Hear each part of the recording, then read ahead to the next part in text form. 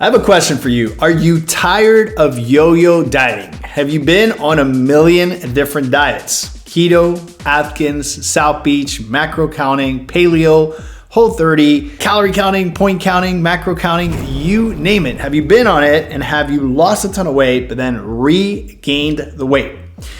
If this is true for you, my friend, you are not alone. You are amongst a group of people that are constantly not understanding what it is they're doing wrong. Some people are working out 6-7 days a week. They're doing cardio. They say they're eating clean. They're on a program, but yet they can't manage to lose weight.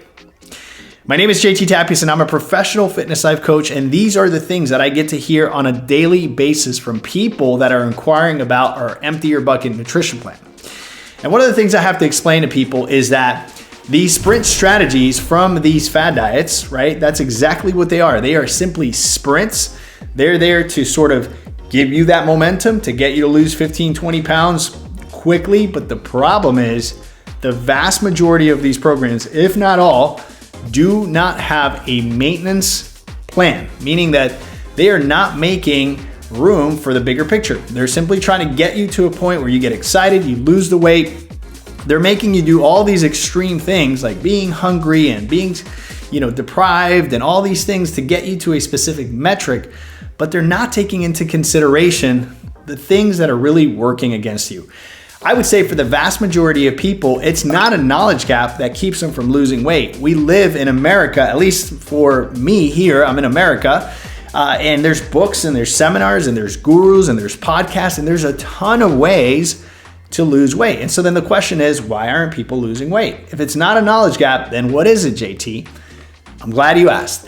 I truly believe that there are two forms of hunger. Number one, there's physical hunger, right? And it's that physical feeling that you are hungry. And this is because you're not eating enough, you're skipping meals, you're eating empty calories, right? You're eating things that just don't have any kind of nourishment. And so you eat them and 20 minutes later, you're hungry or you're spiking a bunch of insulin and your body's just constantly asking you for food and you're ravenous, right? You're just going through things because you're physically hungry because you're doing all of the wrong things. Then you have people that are doing some good things, right? They're bringing in some of the quote unquote good starches, quote unquote good proteins, quote unquote good fats. And they are not necessarily physically hungry, but any minute they get stressed or happy or bored or sad or depressed, guess what? They reach for food because the vast majority of us tend to dissipate hunger or try to dissipate hunger through food. We are really, truly just dealing with emotions and we're doing it through food, right? We're using it as a crutch. I can tell you that 97% of people are emotional eaters. We are literally just filling a void with food, right? It could be a bunch of emotions. It doesn't even have to be negative emotions. It could be positive emotions because there's so many anchors tied to food that take us back to that good feeling, and our brain is just simply wanting a dopamine hit, and it'll ask us for those foods that in the past have secreted dopamine. And so you can see how this can become this perpetual cycle of you trying to lose weight and gaining weight, trying to lose weight and gaining weight. So how do we fix it? How do we break a bad habit? It takes a lot of awareness. I'm not gonna say it's easy, but like anything else in life, you can master it if you have the desire to do that. Inside of a program, we talk to people about a cue. A cue is something that literally triggers you, okay? So let's go through this scenario. You walk into a place, you walk into a restaurant, and all of a sudden you look over to the left and you see the gelato stand, right? And maybe you love gelato. So boom, you're triggered. The first thing that comes to your mind is that coconut gelato. I haven't had one in so long. And so maybe you're a little stressed, some things are going on throughout the day, and you get hit by that cue, that trigger. And that provokes a craving, right? You start to think about it. You start to romanticize what that gelato would feel like once you start consuming it.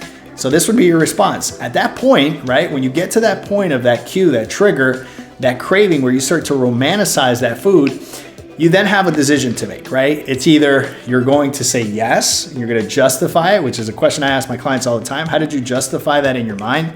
And they generally say, I didn't, I just did it. Nope, we think, we feel, and we act. So there was a thought, something that you said, it's okay, I'm gonna go ahead and do that thing. So Maybe if you decided to do it, you justified the fact that you were just going to eat it, even though you weren't some kind of plan, or you're trying to, watch your calories, whatever it is you're looking to do inside of your plan, you just justified it. You went and you did it anyway. So you responded in the wrong way. Or you have a really good coach, you're on a really good program, and you've been training your mind, and that response is, no, I don't do that anymore. That doesn't serve me anymore.